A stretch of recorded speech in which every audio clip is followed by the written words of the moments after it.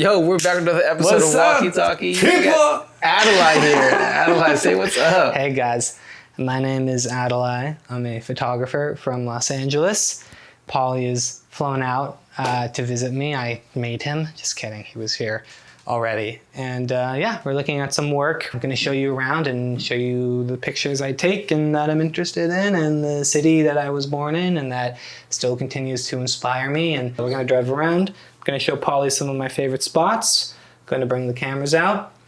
Maybe potentially, I don't know, come back here after, do a slideshow maybe. I don't know. Let's figure it out. We're here with your books, all your photo books that you have. Mm-hmm. Any one photo book that you want to call out that has a major impact of You got it, bro. It's not gonna be one though. I'm gonna give you a couple. Probably my favorite book as of right now that I've ever seen. Joachim Brahms' Ariel. This is fire, and I think Brahms is one of the most underappreciated goats to ever pick up a camera. This book just blows me away. And I know a lot of street photographers here. I don't know if this is so much going to be up everyone's alley, but he just shot these landscapes in this town, and looking at this book, it's quite dense, and my eyes kind of just look through the photos. It's not even about correcting to get the orientation right. There's just this unbelievable harmony that he's finding in these compositions. I'm looking at this book and I'm like, oh my God, I can't even make work anymore. Like this book is totally recalibrating my entire brain. This used to be like my favorite ever. I don't know how to pronounce his name. Doug Rickard, I believe. A New American Picture.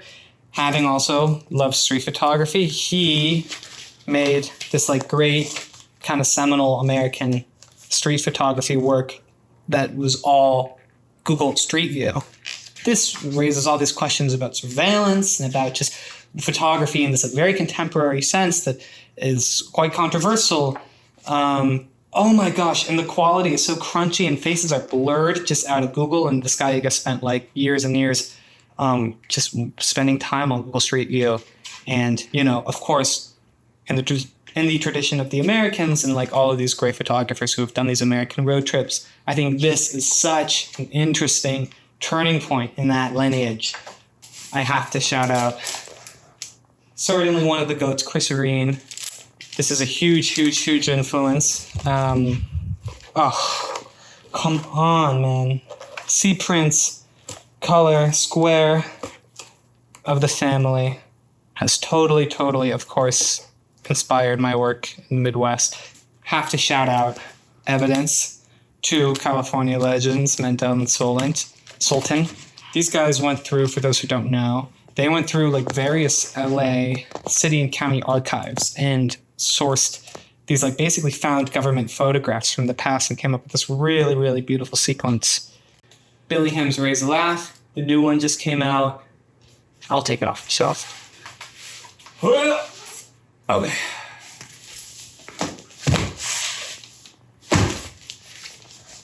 This book also, of course, shout out just like family, beautiful, beautiful family work. This guy is so great, and I think he is also a very successful example of someone who maybe has the like eye of a street photographer, but who's practicing this within a more personal and private domain. How great is this photo? This is such a great picture. And I think that's something, oh my gosh.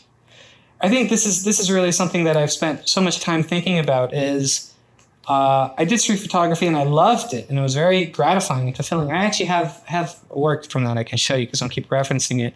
But I just realized that, and not to disenchant the practice at all or anyone who's interested in going out on the street to make pictures, but it just didn't really feel like it was mine. You know, it could belong to anyone, which is perhaps a part of its beauty. But I think this work totally opened maybe my eyes partially to what that could do. This guy shot his father and I believe his mother for I don't even think it was really that long of a time in this body of work, but it's so great. There's so many new photos in this, the new edition that just came out.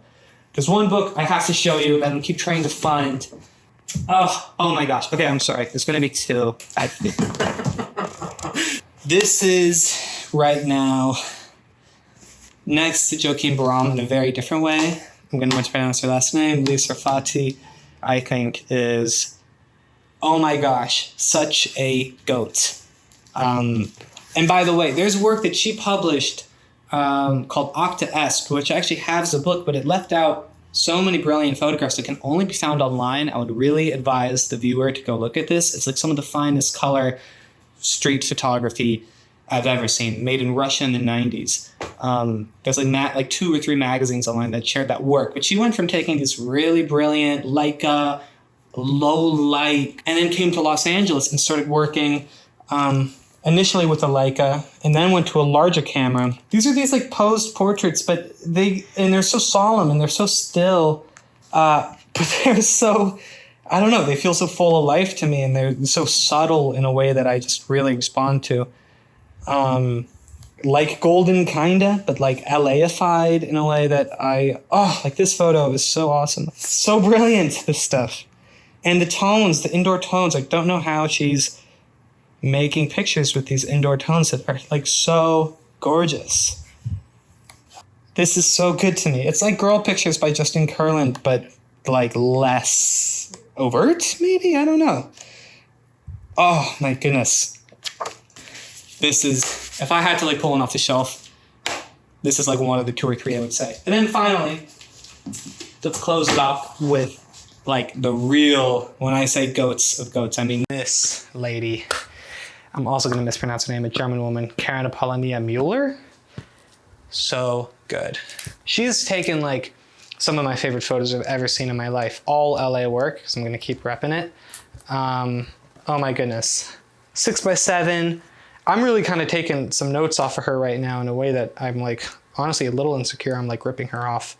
I'm trying to make it different.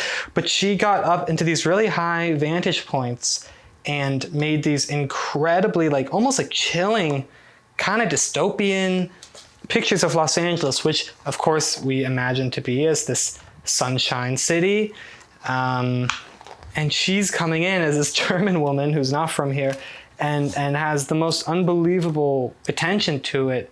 There's a few photos I have to show you that are in here that I think about every day of my life. So good. And again, like I think this is very within the world of street photography. It's taking a step back, and instead of making it about some gesture, about someone's face, she's asking so many questions through the camera. And I think that's something that I feel so inspired by. Where's the, oh, okay, here we go. This is like the picture of all pictures. My good friend / mentor / father figure, Richard Sandler, once told me years ago that he believes the best photos to be ones that ask the most questions, not necessarily ones that answer them, but ask. And I think she is so great at that. Those are my guys.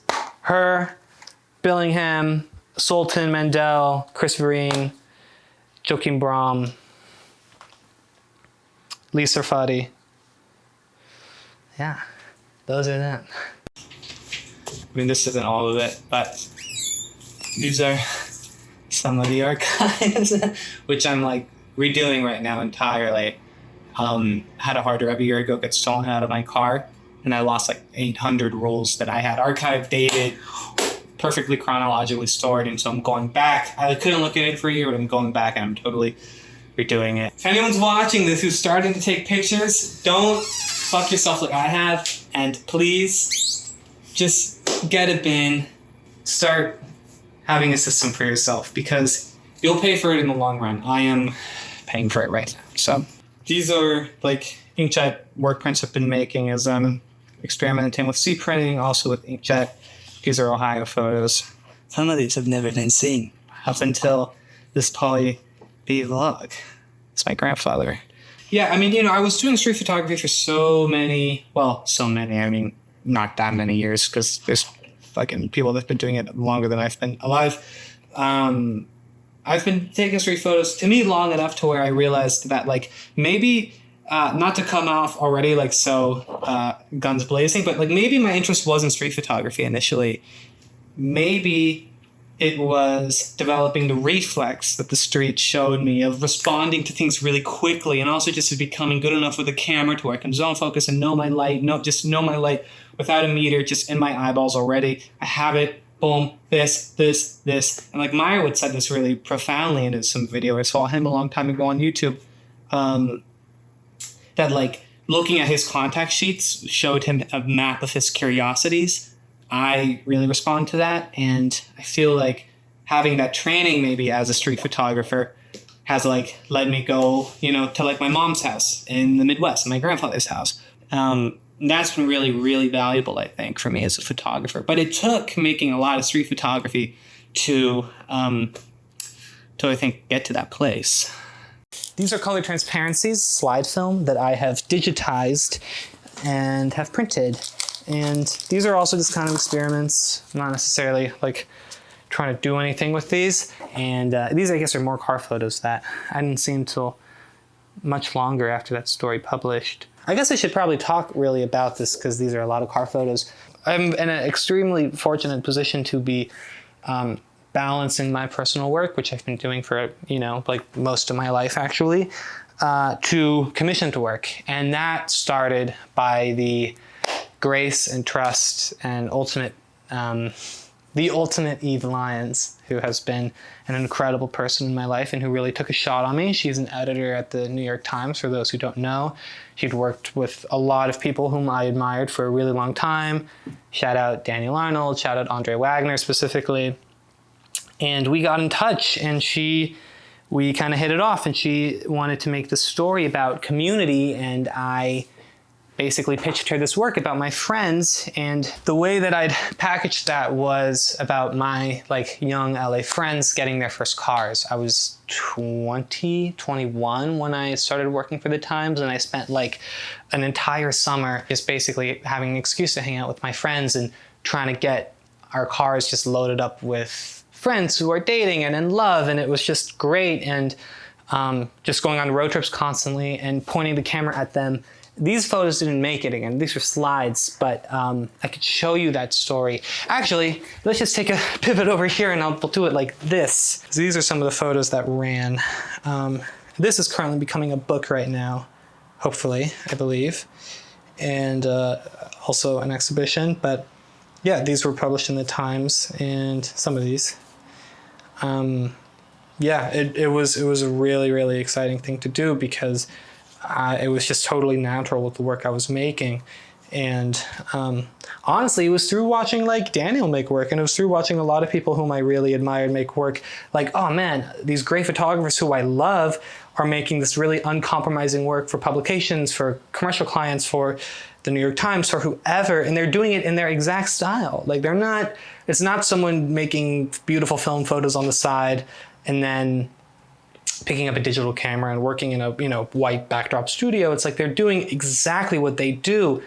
And I think that really gave me the encouragement to basically make a vow to myself. I'm gonna be a working photographer. It has to be exactly how I make my own work.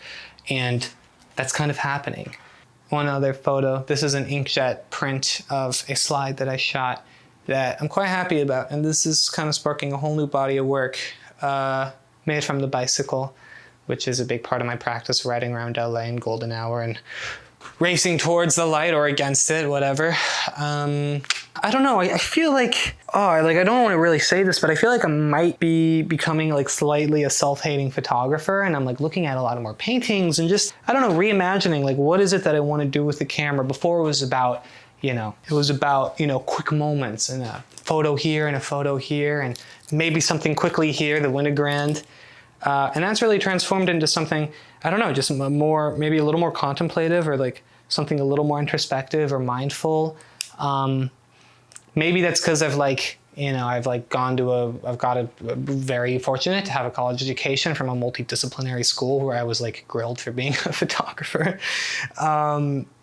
Yeah, I've looked at a lot of other work recently, and the photographs that are really successful to me, the things that are really calling me, of course I'll always love, Winogrand's, whatever, LAX, or Figments of whatever that book is called, or Steinmetz or Eggleston. I mean, these guys are always on my mind, but I don't know, I think it's becoming more about composition and about form, less about strangers, less about moments like that, and more about, Chris Vereen said this beautifully in a video online, I am becoming much more interested in photographing what I already know.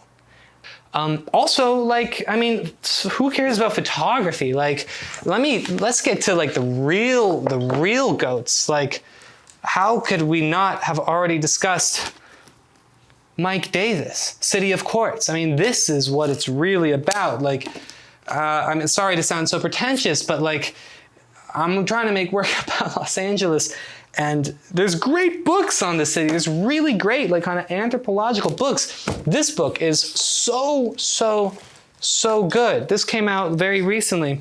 Rosecrans Baldwin's Everything Now. This is the 6.7 I've been using. Makina Palabal, awesome camera. Basically a 6x7 Leica with bellows. It extends like this. Like I mentioned kind of earlier, I do a lot of cycling around the city, and this is a great cycling camera because it folds up like this, and the center of gravity is just super like right here. It's not like bouncing around or falling forward or falling backwards. It's really good. Come on in. This is my green machine. My veggie oil powered Chinese restaurant, burger restaurant powered Mercedes. That was my father's, that I bought from him. Come on right this way.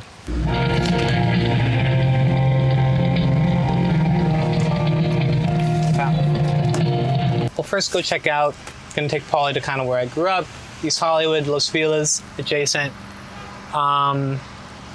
Go show you some of my favorite spots to shoot there that I kind of have been these very familiar, lifelong places. Then we'll go move around from there, head a little more east, maybe head a little more north, drop on my 50. Yeah, should be good. Pop out when we feel like it. How often are you going to these places, like this place you grew up? All the time. I mean, it's very close. I spent 4 years living outside of Los Angeles as a teenager, and those years were not the best years of my life. I ended up moving back at 18, went to this great high school for my senior year, and just came right back into touch with the version, or maybe the person that I knew myself to be, with the city that I felt the most curious in and the most like myself within. So I hope my work kind of maybe carries that too. Like, this isn't just some place I moved to. I've been cultivating a relationship with LA for, since I was born. I'm lucky to have been born in a place that so many people move to. Check this out. Boop, boop, boop, boop, boop. Early on, some years ago when I was really peeking off street photography, off the Vivian Maier documentary, off Daniel Arnold's Instagram and these things, I felt just suffocated in the car. Like, I wanted to be in the world. I wanted to be on the street. I wanted to find those bites. I wanted to make those kinds of pictures. And the car was like this cage that like literally inhibits those kinds of pictures from happening and those kinds of relationships from being made. And it was very frustrating because yes, there's downtown Los Angeles, and yes, there's Venice Beach, and yes, there's Santa Monica, and yes, there's Hollywood Boulevard. But I don't know, I shot all those places a hell of a lot, and I was left with photos that weren't really Los Angeles.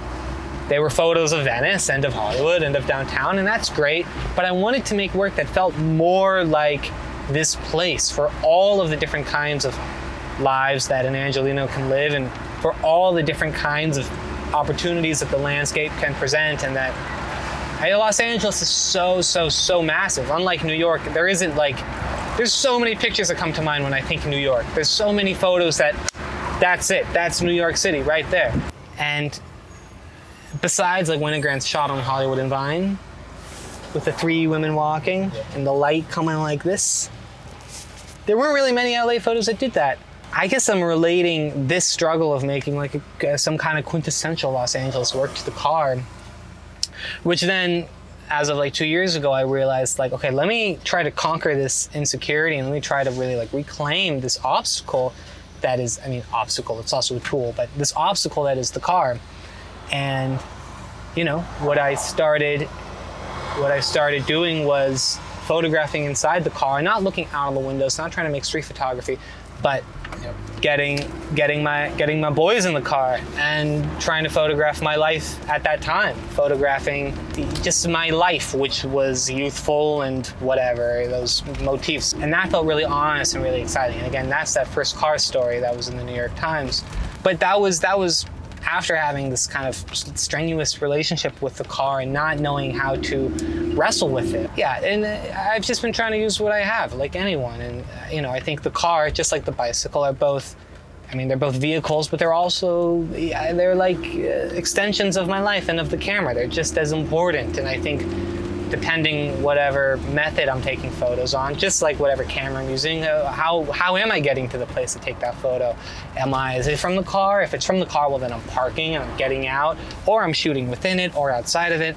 The bicycles, lock the bike up and go run around, or literally shoot while I'm moving on the bike.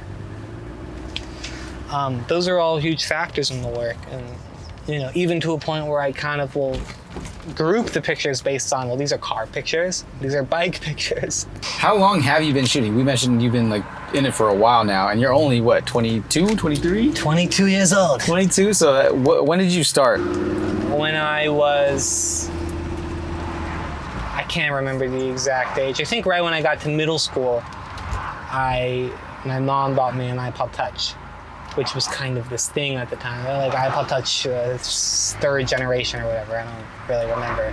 Yeah. And that had a digital camera.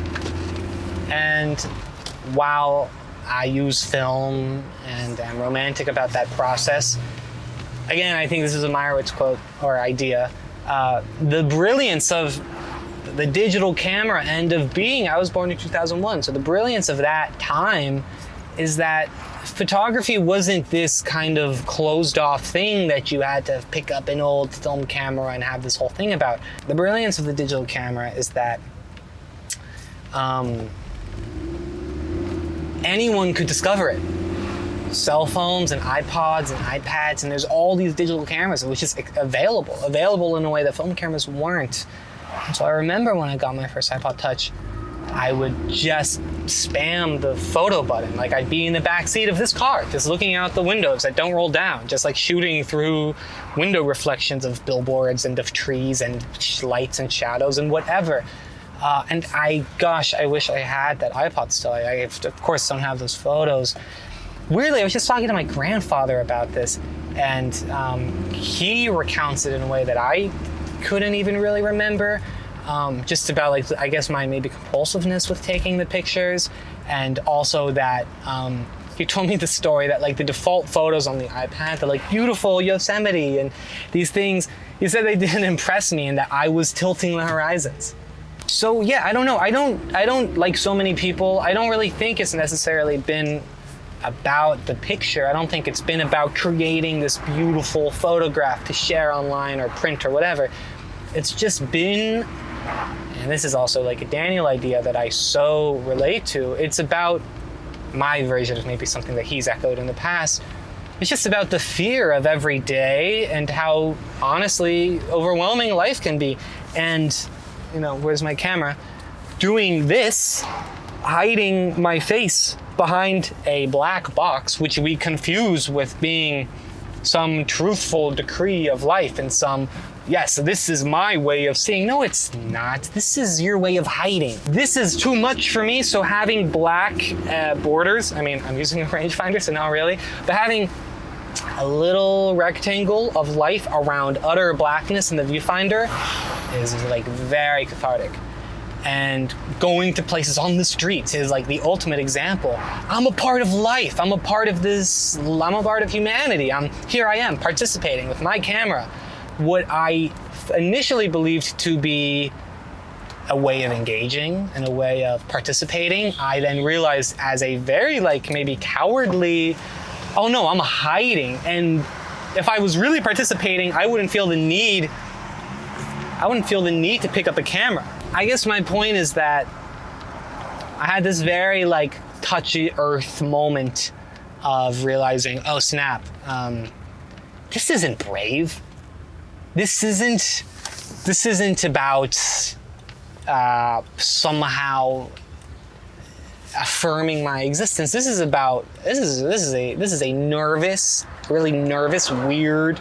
It's bizarre. It's totally bizarre. And I used to think when I'd be out on the street or with my family, if someone didn't want their photo, I'd be like, oh, you don't get it. Like, you don't understand my intentions. This is a beautiful thing. This isn't a creepy thing. It's totally creepy. It's like totally the weirdest, most nervous thing ever. They're right. Who are we to be taking so many photos? Why are we doing this? And we're in a time of AI where this is happening anyways. We are in the intersection of Wilton and Santa Monica, which is very close to where I grew up, East Hollywood. This spot means something to me. I think we should get out and maybe walk around here, actually. Oh, this building. This used to be a Sears. I'm gonna make a legal U-turn. This used to be a Sears building behind us that had closed, and I've been photographing its kind of evolution. This is kind of interesting. It's been like a place, I think it's like kind of abandoned. It's been tagged, and now there's a black tarp around. It is behind us, the building, but have photos of it from a whole bunch of different years.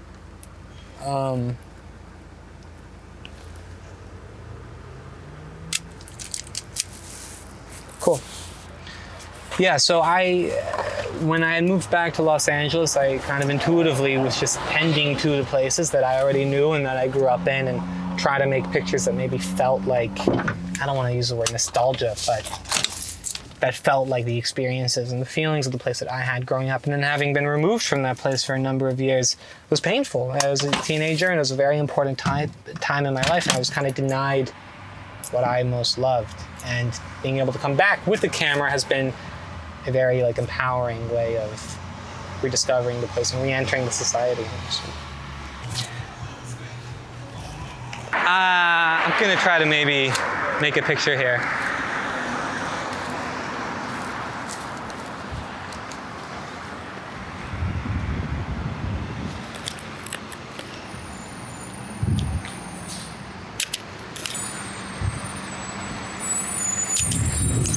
So what are you photographing? I can't tell you. It's just this. I just think we should turn the corner and I'll show you something else interesting. I apologize to your viewers because I really thought I would be running around with a Leica doing this my whole life. But I'm looking at these things and trees, and I don't know, it's becoming much more textural in a way that I'm almost embarrassed about. But I'm trying to be accepting of.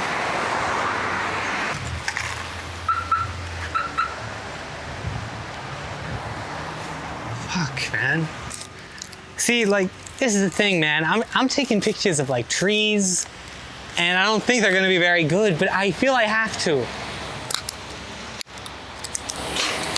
I've also been C-printing, and I'm thinking about making negatives that will print nicely, which is a whole new way I'm thinking about photography. Just I'm trying to make really dense pictures, and I don't know, these trees are so bizarre in the way that telephone lines and these kind of beautiful hand-painted signs or these custom-made storefronts kind of fit into them. Again, probably not going to be very good work, but I'm going to try this one more time.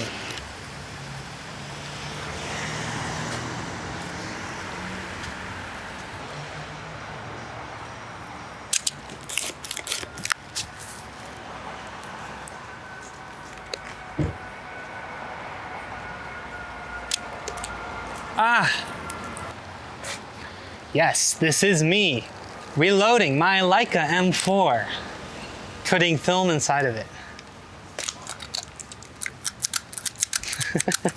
When you have days when you're driving around, yeah, what makes you stop to a location? When you get to a location, what makes you stop and want to walk around that spot? Well, that's kind of the thing, admittedly, mostly the ways I'm working these days, doing this kind of work, is from the bike, because it's much easier. But, that being said, of course, I stop in the car too, and I don't know, it's just when I have the feeling and when it's good enough.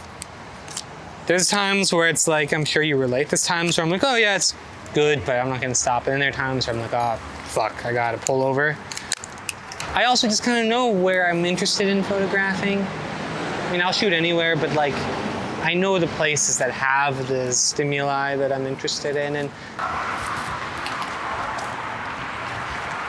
I like my camera shirt. This is a camera I started taking photos on, the Nicormat. I mean, at least I think it's the Nicormat. I might be wrong.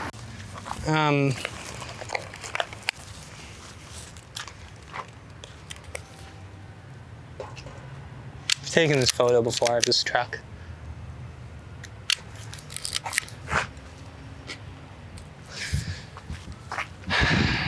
So, I was telling Paulie earlier too, like, yes, I'm interested in pictures and I'm interested in my relationship to it and of the way that it fits into some history of great picture makers and whatever, art or whatever. But I'm really more interested in the place that I'm from, Los Angeles, and photo, this monocular tool, is an incredible instrument and vessel to subscribe myself to in an attempt to reveal something. Also in that book, Rosecrans Baldwin, I have it written on the back of a camera that I just gave to a teacher of mine. He wrote in his book, "Submit and be revealed," which I think is like the ultimate photographic idea. It's not about, ooh, I want this.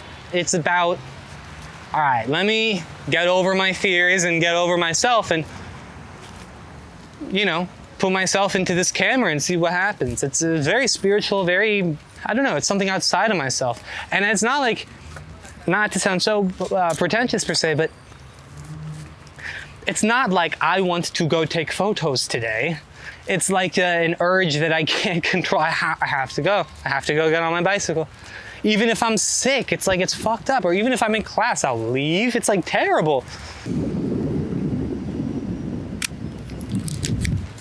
I mean, that's really the feeling, and I've had that feeling for a long time. Oh, I never finished your question earlier. I got an iPod Touch at 11 years old, and I started photographing kind of constantly through the window. One thing leads to another. I get a more proper digital camera, like a shitty Canon EOS. I watched a Vivian Maier documentary at like 13, 14 years old. My dad showed it to me because he heard about it. And after it, I turned to him and I said, I know what I'm gonna do now. And I was in downtown the next day on a telephoto. Awful, crazy. But like, man, I've been about this, Paulie. Like, fast forward 17, I find my dad's old Nicormat. And I look at this camera. I didn't know what film was, I had no idea. And I open it up and I advance and I hear the sound, the pull and the snap, and I watch the aperture expand and I watch the shutter speed change at different paces. I had no idea what a camera was. It was just something on the phone. I didn't know. I did a darkroom program at the School of Visual Arts in New York off 23rd and between 2nd and 3rd. This like pre-high school program at like 16, 17 years old with this great professor, Ellen Wallenstein, shout out. At this SVA darkroom program, I met perhaps the most inspirational, formative photographer that I've ever known still to this day. This great photographer by the name of Colleen Combs.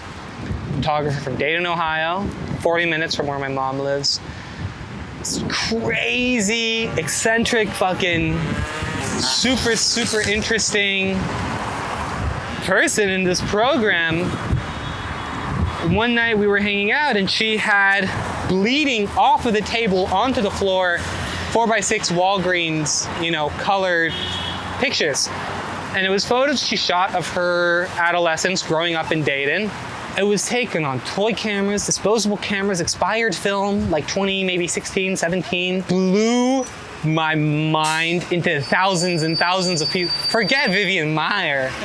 Forget Helen Levitt. It's Colleen fucking Combs. I didn't know that photos could feel this way. And it wasn't,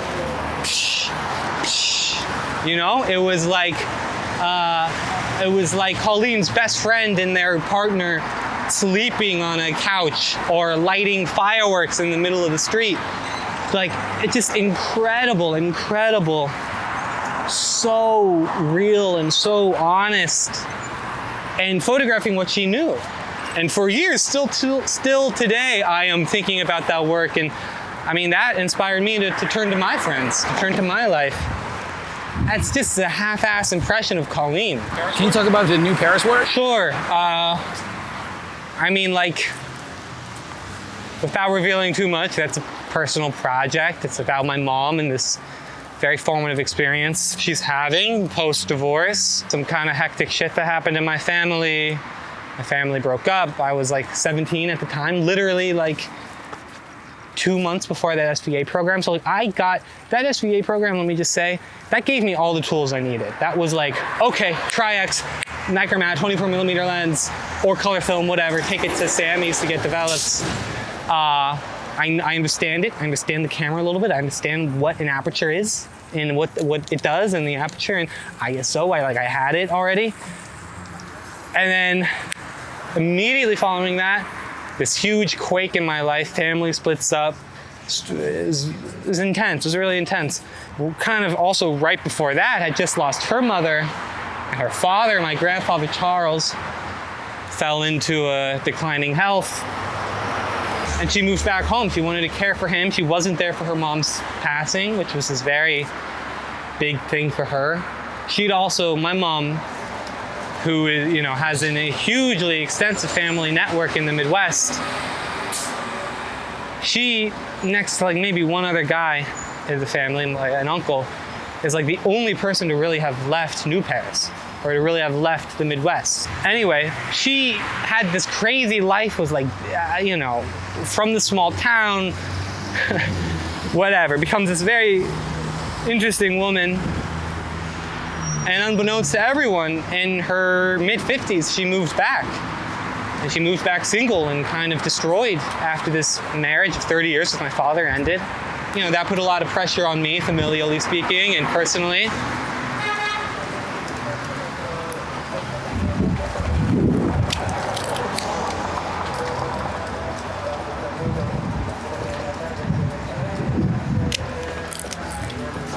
So intuitively, like anything, I mean, I had my camera and I helped her move back home, started photographing this kind of journey for her.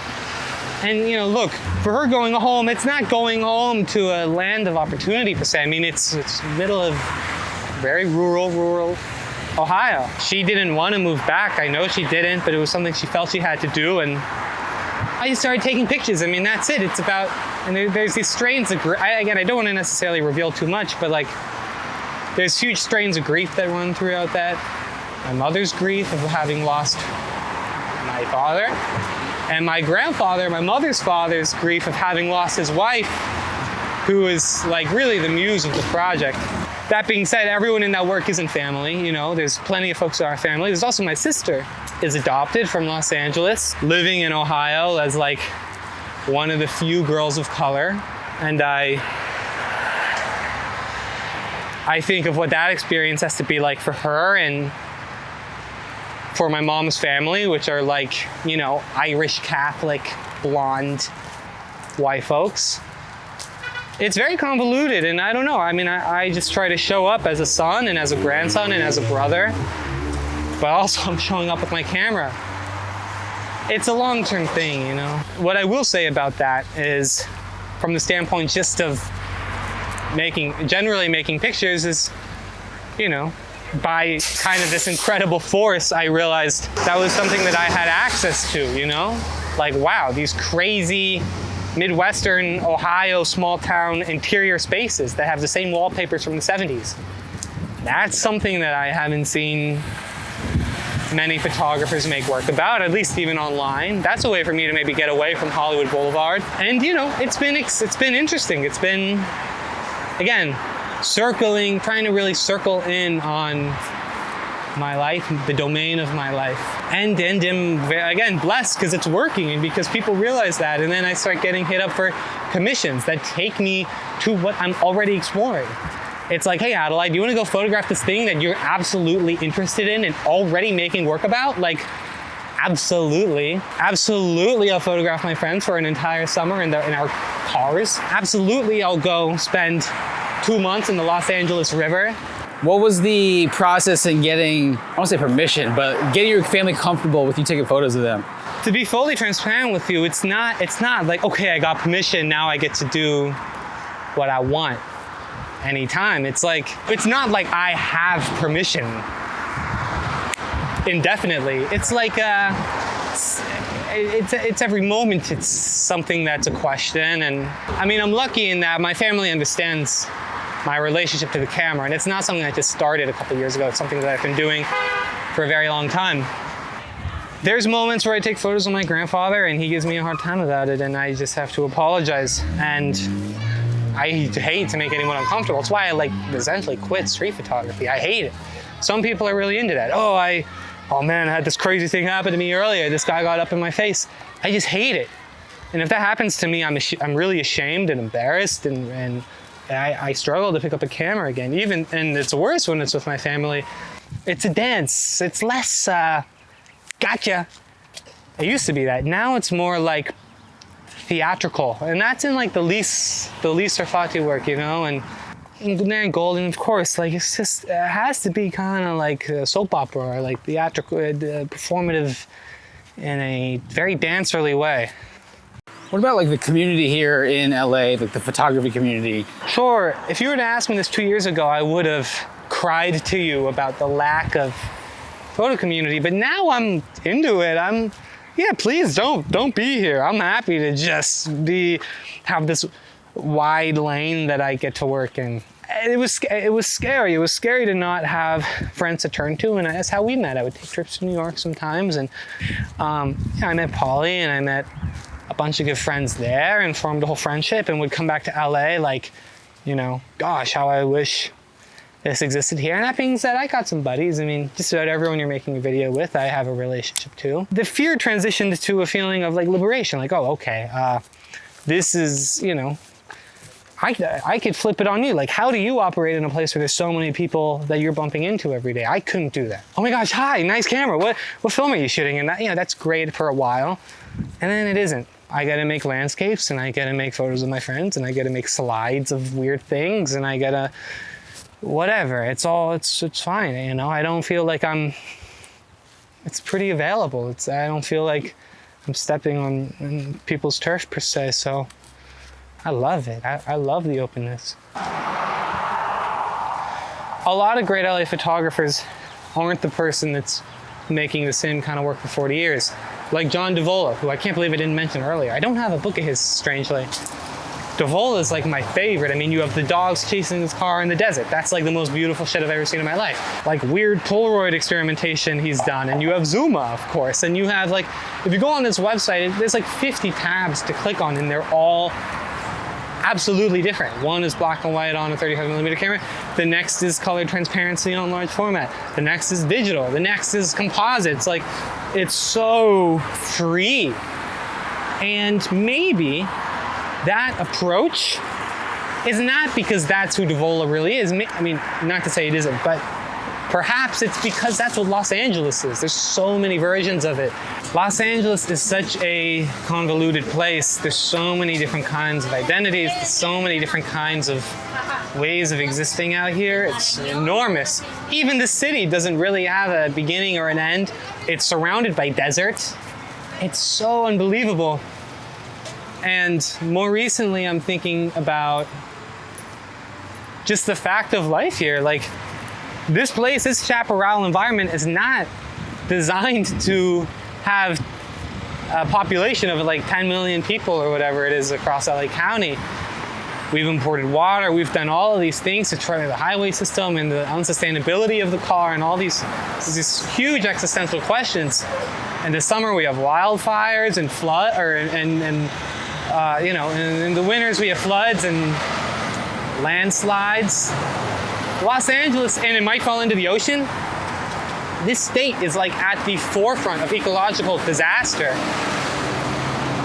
And it's so catastrophic, but also it is, as a photographer, I mean, what is more interesting than making work in a place like that? That's what's interesting to me. It used to be old New York or whatever, but man, LA today is where it's at. The sunlight is blinding.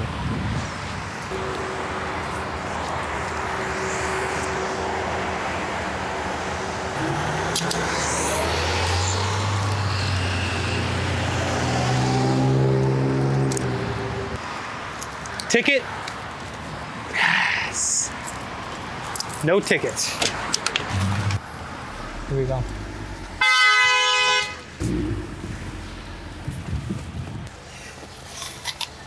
Generally, when I'm shooting, I'm always heading east.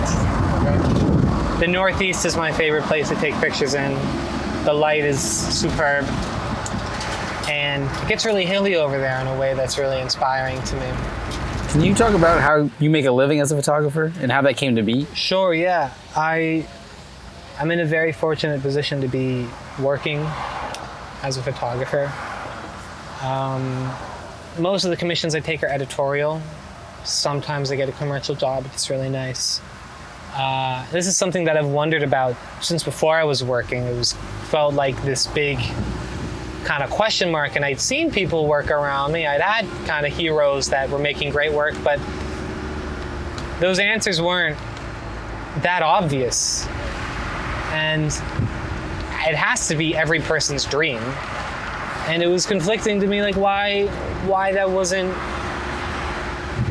Googleable per se. I can tell you exactly how it happened for me. There's this online thing that I heard about called the New York Portfolio Review, which is basically this open call for photographers to submit their work. And if you get selected to be a part of this, you get to meet with a bunch of photo editors. So I had heard about it and forgot about it and remembered, and it happened to be the night that it was due, and sent in some pictures I'd made in LA, sent in some pictures I'd shot in Ohio. Unbeknownst to me, I got selected, along with I think it's something like 80 other photographers. And this is 2 years ago. I had a virtual meeting. I was sent in advance who the editors would be, and I was able to send in 5 or 10 or whatever that were my favorite editors, or the ones that I would most preferably meet with. Had 8 meetings, and out of those 8, 2 of them went really well. And 2 weeks later, I got my first call. It was for the Wall Street Journal, for the movie Morbius that had come out. You know, it is generally a small world of photographers who are, I guess, working editorially. So once the first job I took helped me get the second job I took, which helped me get the third job I took, and then it kind of started to snowball. That being said, I'm not getting more than a few calls a month. So by no means am I living comfortably, but I don't really care. And I'm young and I love this. And it's something I've, again, wanted to do forever and ever. So, but it was really credit to the portfolio review, which really enabled that. But I also want to say that, and I want to be careful saying this, but I didn't see what was past that. And I think I had just working photographer, I just want to work, I just want to shoot for the Times, I just want to get these kind of calls. I want to be a photojournalist maybe, I don't know. Once I got those first calls and I realized I was doing the thing that I'd always wanted to do, I had a hard time imagining what was next. And I don't think I fully realized, well, dang, there's a whole thing artistically that I want to hone in, and with prints and exhibitions and books, and that needs attention, and that I'm figuring out still. But the working photographer thing is, the great thing about photography is that it exists in so many domains. It exists as a trade. It exists as an art form. It exists superficially, and it exists with great meaning and whatever. It's uncomfortable. But again, I'm not on payroll. I don't know when my next check is, so I get a check and I rock with it for as long as I can. And another thing that I had no idea about until I got them is that working for the Times and for various newspapers or magazines, they really don't pay that excellently. So to make rent, you need many calls a month. It's $400 a gig, $500 a gig. That's awesome, but to depend on is really tricky. What I'm figuring out for myself is the way that photographers really are able to pay your bills is from commercial gigs. And strangely, the jobs that I as a photographer have less say on or less control over are the ones that are higher paying. What about advice for somebody that wants to do commission work or commercial or editorial work like that. Yeah, for sure. Who probably won't, like, say doesn't get the New York portfolio review. Right. Like, what are steps they can take to, like, work towards that? First and foremost, you know, this is like so silly, but I wouldn't be in the position I'm in specifically as a working photographer if it wasn't for Instagram. And that's like so silly and kind of nerdy to say, but it's absolutely true. Posting photos online just because that's what we do today, absolutely enabled me to work. That's how editors started to find out. That's how I met you. That's how we are, if you're watching this, you are most likely also a part of this weird zeitgeist, cultural, virtual way of coming together, kind of. Having an Instagram account, sharing your photos, sharing pictures on Lomography, sharing whatever the outlet is. You know, I have friends who don't want to share things, and that's fine. But then people aren't going to see it yet. And look, I mean, I was 20 when I was getting my first call for the New York Times. I felt totally not qualified. I mean, I didn't have a degree. My work experience was like nothing. And yet I'm getting calls, competing with anyone, getting calls over my favorite photographer who reaches out to me. Oh, you got that? Great job. I wanted that call too. Like, crazy. I'm not saying to post your pictures on Instagram. I'm just saying that it helped me. So, yeah. Portfolio reviews. There's things out there. How do you know about those? Through Instagram. Because someone posted on their story, New York Portfolio Review. Who? I don't know, but they're credited. Whoever did that helped me fucking inadvertently. Like, what else? I mean, look, I've gone to college, so I'm gonna have a BFA in June, Bachelor of Fine Arts. Has that helped me so far? Like, maybe a little bit. Plenty of folks go to college to get their MFA, you know? And I don't know if that helps with being a working photographer as much as that's about being an artist who gets to show at museums and exhibitions. And I'm not in that boat at all, but I'm hoping to be. You know, when I think about my work, I think about it in that context. I don't want to just be a working photographer. I want to, I want to have books. I want to be in the Bellows Gallery in San Diego and Rose Gallery in Santa Monica. I'm all into that, for sure. In the, I believe, late 30s, early 40s, the river system was entirely lined with concrete. And this is a misconception about the LA River and the varying rivers, San Gabriel, Arroyo Seco, that run through all of greater Los Angeles, but those rivers already existed. However, there was a flood in the late 30s that was, I guess, so powerful, like killed a lot of people and displaced a lot of people, that still to this day, I believe it is the largest project ever undertook by the City Corps of Engineers. And they lined the entire, basically, river system of Los Angeles, specifically the LA River, with concrete. And 2 summers ago, I was commissioned by New York Times Magazine to spend like 2 months on the river. And, the LA River is like 51 miles long. It's this massive, massive, massive thing. And I just spent essentially all day, every day for 2 months straight in the heat of the summer, just boiling in the afternoon sun with my cameras. And it was exceptional. It was a dream assignment. It was so challenging. And the river is really toxic. There's a lot of really toxic runoff.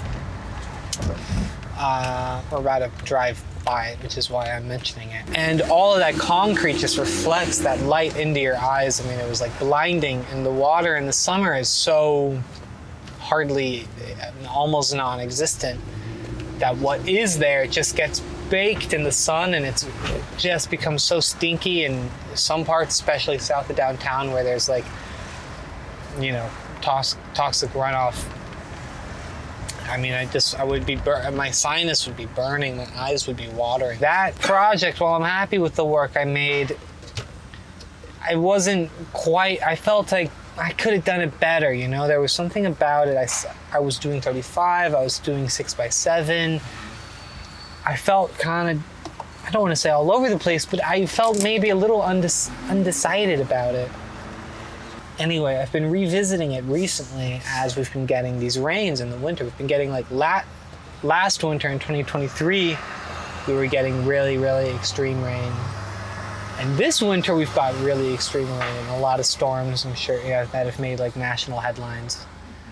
And I've realized, taking kind of a note from Karen, Paulie.b, the great photographer that I showed you earlier, photographing in overcast light or in just straight up rain, let alone just living in it and dry and existing in Los Angeles in that weather, the entire city is different.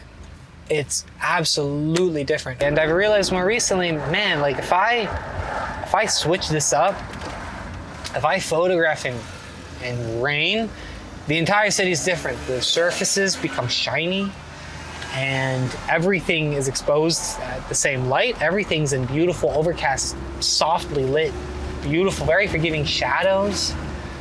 And so I've been making this project about the water system. It's really almost irresponsible for me to even talk about this because I've like literally basically just started it. I'm like, there's so many times living in Los Angeles on the highway system where the highway system, parts of it are ground level, but a lot of it, like what we just passed under, you know, goes above street level. And so you get these glimpses of incredible angles of the street and of Los Angeles. It's very specific to the construction of the highway system. Anyway, this is, I believe, relative to the river system in that both systems run right next to each other. They kind of dance alongside each other. And having photographed the river for New York Times Magazine, the thing that was most interesting to me about making those projects is where the river intersected the highway system. They really run like right alongside each other, and they're both these enormous concrete vessels, and they have the same spirit. They're kind of equally extreme. They are both dedicated to flushing things out.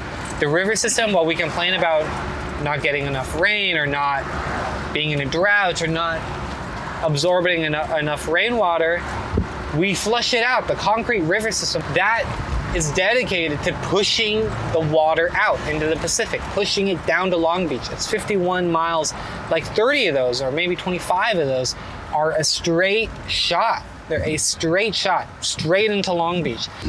In shooting that, it made me realize, like, damn, 2 months on this river is not nearly enough time to really do this diligently.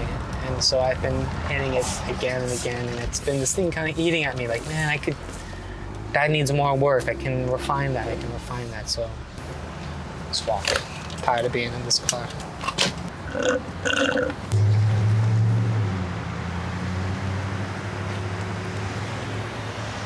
The orange of this building is so fabulous.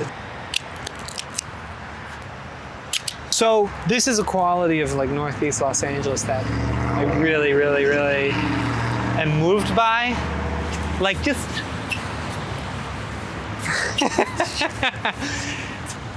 like, look at these shadows. Does that not just, the way these trees cast it, and look at the repainting that's happened and the dirt that built up. Oh, and like the buffed tags, I'm so interested in. Like, this is so awesome.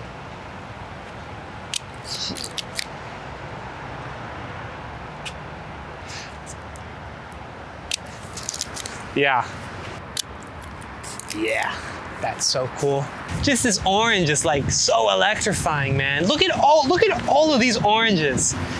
You know, I mean, this is, I think spending time on which is funny because we're driving today, but I think spending time on my bicycle, again, having it once been about this,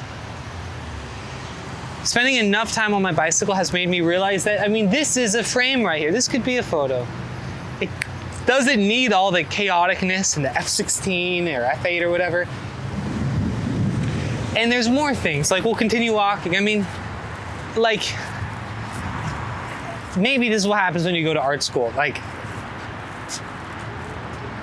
I mean, this is a photo. This in and of itself is a frame that has so much information to it. And I think there's been this really weird transition where I've been looking at these objects in the city and walls and surfaces and realizing that a picture, as in like any two-dimensional surface, rectangle, has some kind of value that I am really, really interested in. And I'm exploring that in my work. And it's in early stages where I don't even really have that much to show yet, but like, give me 2 years and like,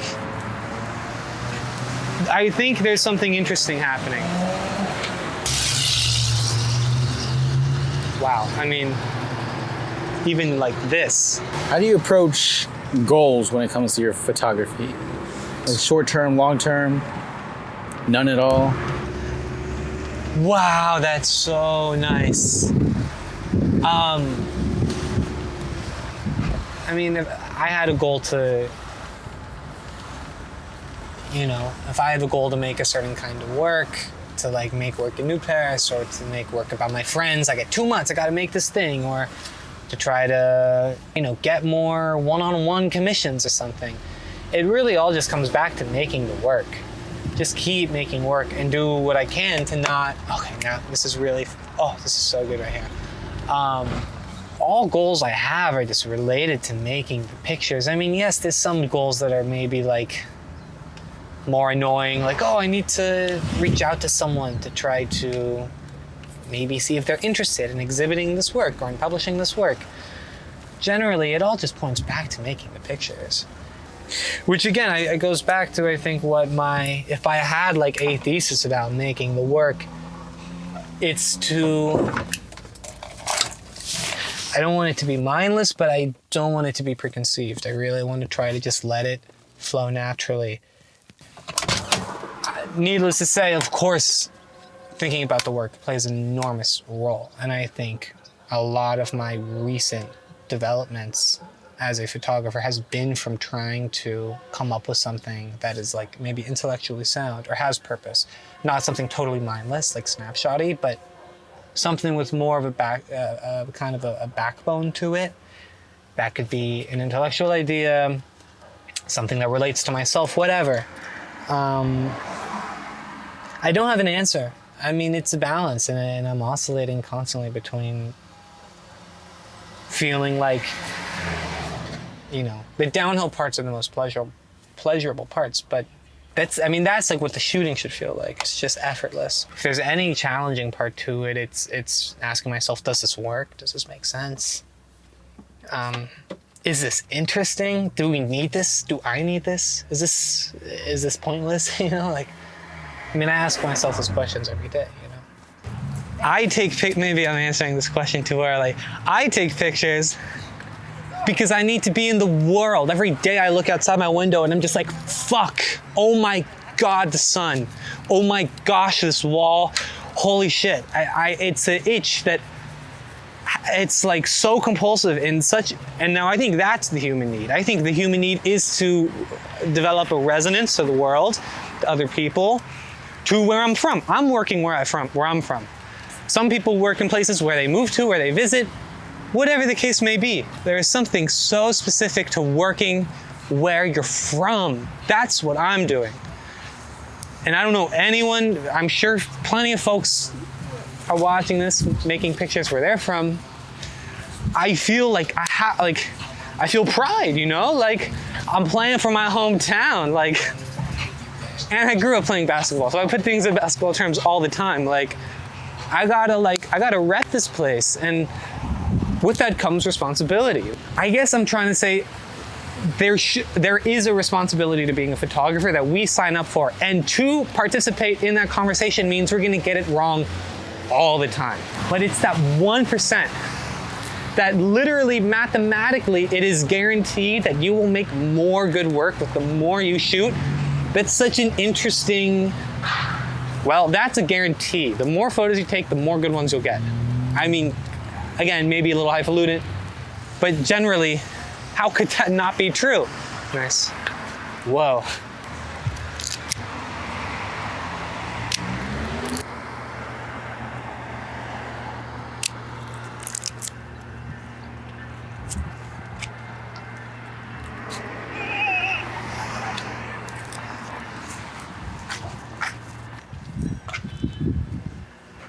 Wow.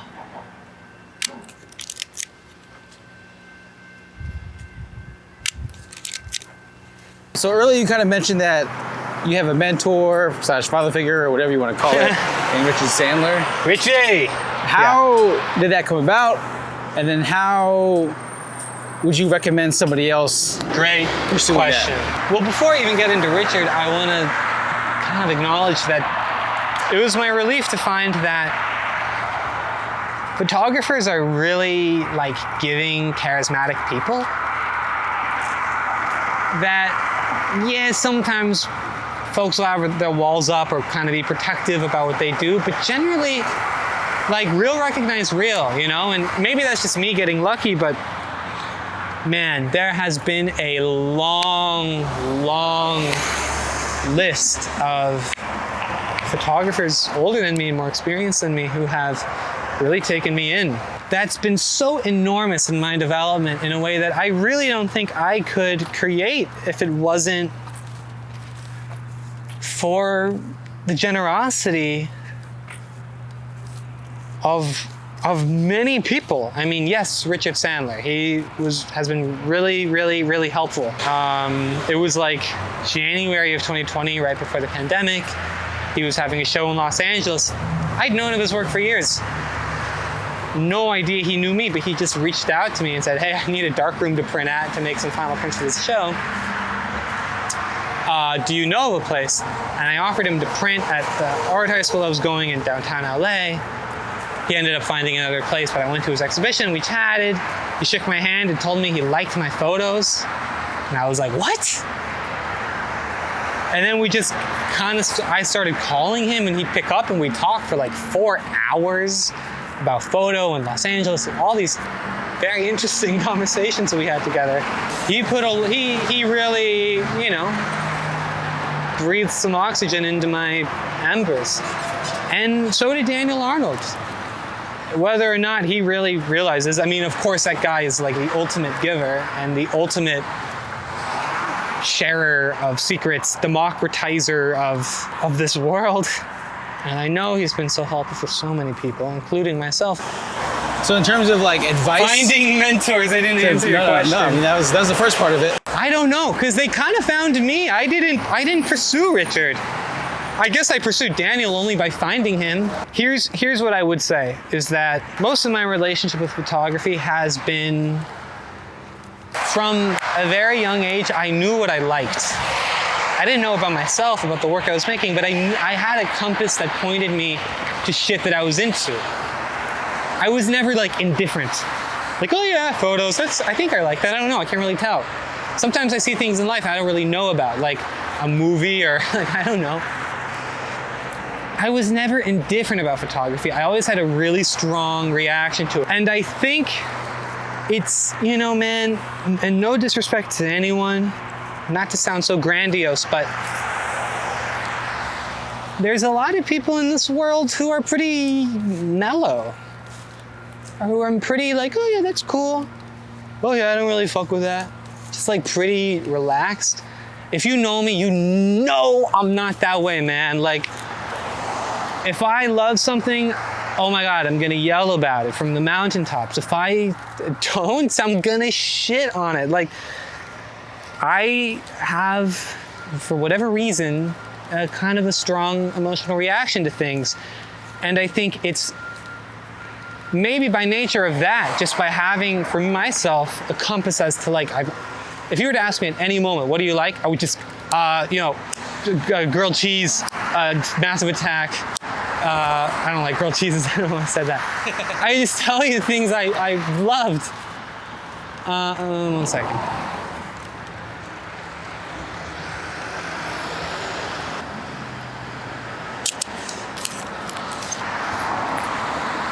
Oof.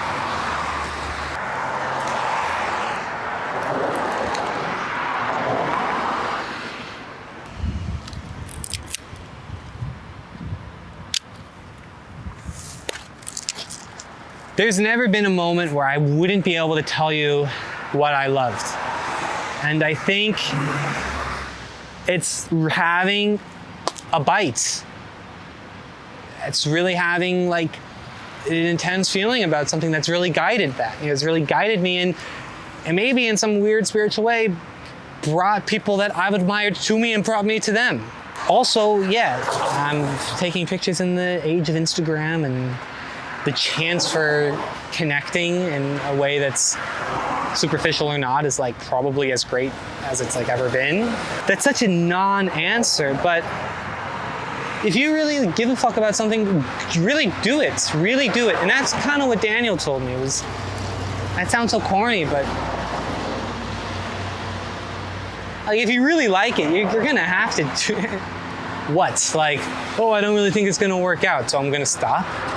I would have never stopped taking photos. If I don't get another assignment or another like on Instagram, I'm still gonna be taking pictures. I ask myself today, there's all different kinds of versions of this. Like, is this art? That's my new concern. Is this an artistic practice or something else? Let's say it's not art. What, I'm gonna stop taking photos? It's the same thing every time. It kind of is this chameleon of insecurity that shape-shifts into different things. I'm gonna keep doing it. It's kind of my answer. Shit, I don't know. I hope that's constructive. It kind of goes back to what we were saying earlier. It's just keep doing the work. Keep making the work, man. I've bummed myself out and haven't picked up the camera. I've gone through depressions where I can't make the work. And then retrospectively, I'm like, oh my God, I made that so much work because I wasn't making work. Because I wasn't applying. I was just, I'd go out and I wouldn't fully commit and I'd walk with my head down. What am I doing? In the rush of making a photograph that really works, in the mess of my own indecisiveness, insecurity, doubt, shame, confusion, self-consciousness, whatever, the fact that a good photograph is a remedy to that it's so ridiculous. Like, it's a big deal to make a photo that really works. I don't know about you, but wow. The way that I scream in my 500 square foot apartment when I scan something that's great, it's ridiculous. That's what I really need is like, it just buys me a little bit of time. Okay, I made a good photo. Okay, it's gonna buy me about 6 weeks. Okay, I gotta really go in 6 weeks ago. If it's longer than 6 weeks, I really start to get worried and nervous. Like I get hungry and all fucked up and I can't right now. I need to stay home and feel weird. I just need a good photo to, oh yeah, I'm back on the surface and hey everybody, I'm good. I'm back to me and they're all fine and I'm not worried. Literally. Yes, it's process. Yes, it's commitment. Yes, it's like spiritual. But it's also just about making something that works. I'm gonna go out onto the road.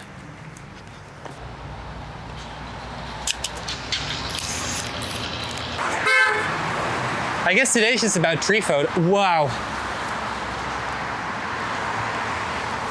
Wow. Oh, it's gonna be good.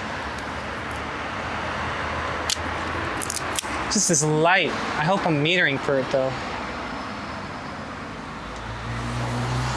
Okay. Yeah, I think I am.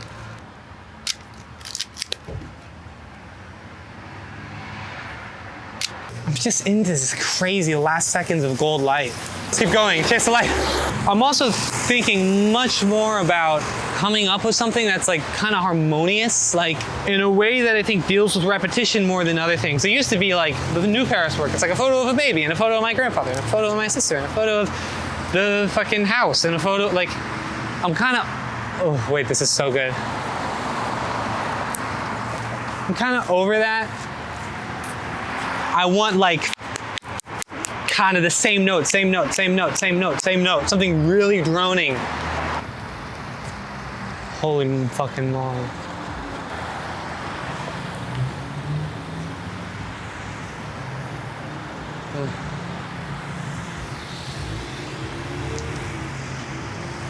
That's it. Nice gone. I gotta say, man, there's some fucking bangers in here. Like, for me, what I feel are bangers. And I'm down. I don't know why I doubt this so much. Because then I look at them and I'm like, oh no, like, this is interesting. So Paulie and I just came back from a long walk and hooked up the slide projector, which just broke on me, but I'm still able to manually advance the slides. I wanted to show some new work I've made kind of throughout the past year. This work is made mostly from my bike. I've been loading my camera with transparency film, ectochrome to be specific. For many years now, my work has been about what I'm pointing the camera at. You know, it's been about the person and the gesture and the decisive moment, per se. And it's becoming more, this work is more about light and color and really using the slides, which are like so epic for their color reproduction. But yeah, I hope the work can speak for itself. I've been interested in landscapes, of course, for a long time, and like cityscapes, I guess. But if I'm pointing the camera, like really focusing very close, like 2 feet away, and shooting in really dramatic light, like that. Trying to just make these photographs that are depicting like really extreme highlights against really extreme shadows. And you know, I'm inspired by graffiti and by buff paint and the way that in certain, when the sun's low in the sky and if you catch it in a certain kind of light, it just, the luminance becomes super bizarre and you can like really make out the texture of what's happening. I think this photo kind of shows that. And like, this is a red wall with like, how many types of red paint can you count on that wall? Like at least 4, 5. Also, I'm thinking about like density in a new way, and fences, walls, textures, and like trees are all things I'm photographing a lot recently in different ways. They're quiet, I don't know. These aren't, of course, these aren't the loudest street photographs in the world, but it's something that I feel kind of called to right now. And it's fun to make, and it's different, and it's textural, and it's, I think it's more sculptural and more painterly than like any other work I've made. It's not, I think I'm trying to maybe get away from photography, and I'm like denying decisive moment, and just making it about lines and also composition. You know, composition is something that like obviously exists throughout mediums. Making a nice composition of a street photograph with people is like literally maybe the hardest type of thing to compose, but taking my time with natural and with the environments just in public domain across the city that have always been in the backdrop of my photos, but never really the subject. I think it's nice to try to make those photos work. Oh, this is the last photo. This is such a nice one, honestly. So, that's basically what I got here. Slides, prints, books, walks with my rambling, I hope is coherent. Yeah. Yeah, that's gonna do it for this episode. Thanks for hanging out with me. Thanks, man. I appreciate it. I appreciate it too. It's a lot Let of people fun. know where they can find your work and show you some love. You could find me online on Instagram. My Instagram is spelled Advli. My name's Adali. My website is myfirstandlastname.com. Adali Schell, Schell.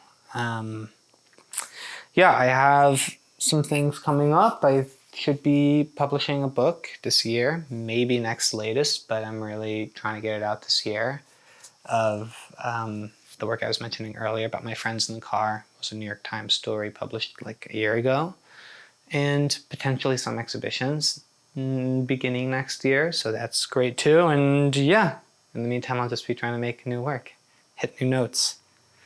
Sounds That's good. what I got. All right, man. Thank you, Paulie. Peace. See you later. Now when they see us in the streets, all they wanna do is take